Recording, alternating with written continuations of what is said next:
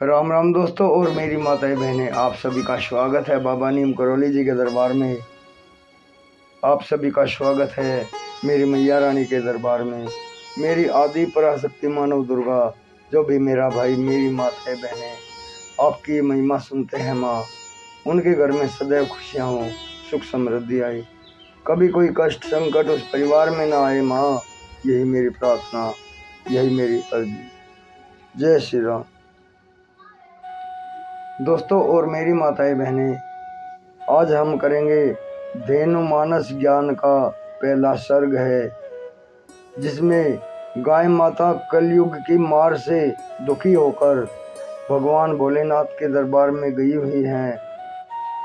कल मैंने इससे पहले सुनाया था इसका पाठ और आज अगला अध्याय है इसका। गाय माता शिव से वंदना कर रही हैं, हे भगवान शिव, मैं समय की मारी हूँ, मैं कलयुग की मारी हूँ, मेरी रक्षा का कोई तो प्रावधान निकाले। पूरा सर्ग सुने।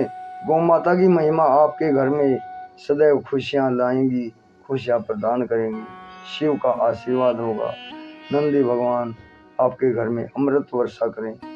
जय शिव, जय राम, जय गाय माता, जय बाबा नीम करौली महाराज की। गाय के चार पैर, धर्म के चार पाद, सत्य सोच तप दान है, इनको गौ माता ही चलाती है। और जो गौ के साथ चलता है उसी को मनुष्य जीवन के चार पुरुषार्थ धर्म अर्थ काम मोक्ष की प्राप्ति होती है। भूमंडल पर नित्य गौ का बखान हो, वह धरा धन्य है जहाँ गौ का गुणगान वाणी करती है। इस प्रकार कामधेनु के शरीर में जो जो गुण वास करते हैं, उनसे व्यक्ति प्रतिष्ठान को प्राप्त करके संपूर्ण पदार्थों को प्राप्त कर लेता है। भगवान शिव से गोमाता बोली, आपका भी वाहन जो नंदी के रूप में मिला है वह मैंने ही दिया है। आपका कोई भी काम बिना नंदी के नहीं होता, बिना नंदी के शिव की पूजा भी नहीं होती। सारा भार नंदी ने ही उठा रखा है। गौ माता बोली, मेरे बछड़े ही हल जोतते हैं, कृषि करके भूमि को संवारते हैं, अन्न पैदा करके प्राणियों की भूख मिटाते हैं। सबसे बड़ी बात यह है कि बैलों से हल जोते हुए खेत के अन्न खाने से भूख मिटने के साथ संतोष भी प्राप्त होता है एवं मन में प्रसन्नता आती है। जब मशीन के द्वारा खेती की जाती है और उस अन्न को खाने वाले को मानसिक संतुष्टि प्राप्त नहीं होती है। हमारे ऋषि मुनि परम वैज्ञानिक थे, उन्होंने जीविका के लिए श्रम एवं गोपालन आवश्यक बताया है। परिश्रमी व्यक्ति को खूब नींद आती है, शरीर के लिए श्रम के समान औषधि नहीं है। आलस्य शरीर का सबसे बड़ा शत्रु है।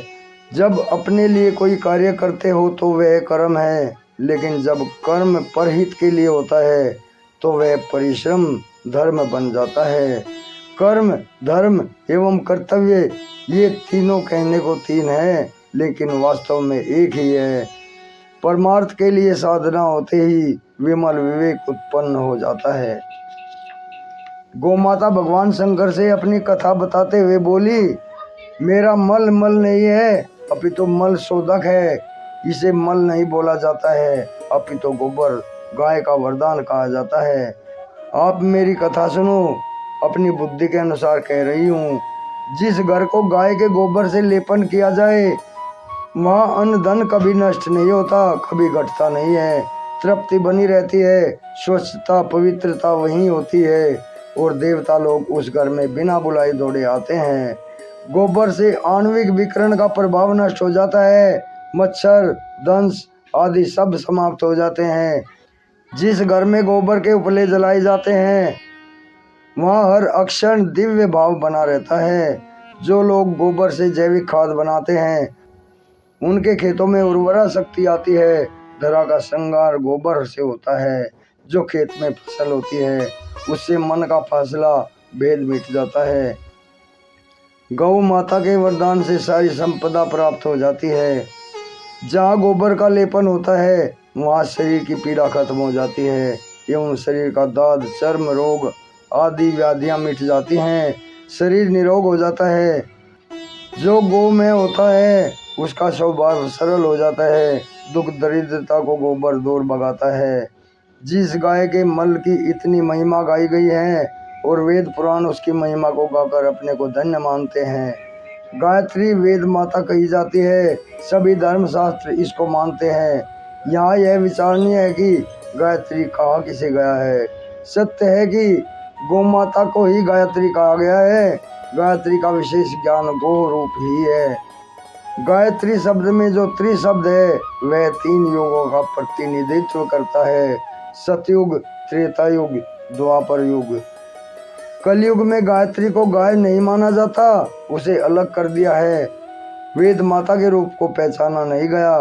जगत में वेद के 3 खंड बताए गए, कर्म कांड, ज्ञान कांड, भक्ति कांड के रूप में गान किया।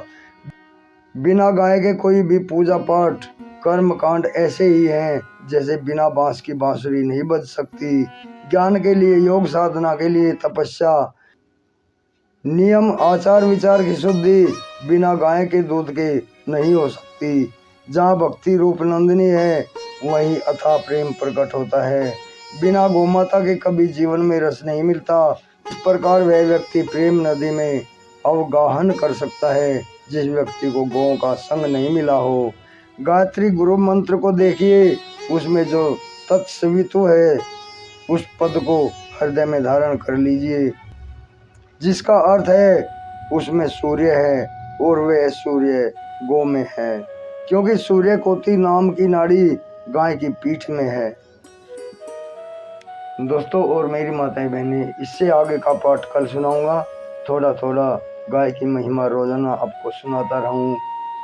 धन्य है गाय माता, तेरी गौ माता, जो तेरे ऊपर अत्याचार करते हैं माँ, उनका क्या हाल होगा ये मैं देख कर भी, सोच कर भी मेरी रूह कांप जाती है माँ। माँ, हे मेरी गाय माता, सबके हृदय में प्रेम का उत्सर्जन करो माँ, सबके हृदय में प्रेम का उत्सर्जन करो। जय गाय माता, जय श्री राम, जय हनुमान जी की जय, बाबा नीम करोली महाराज की।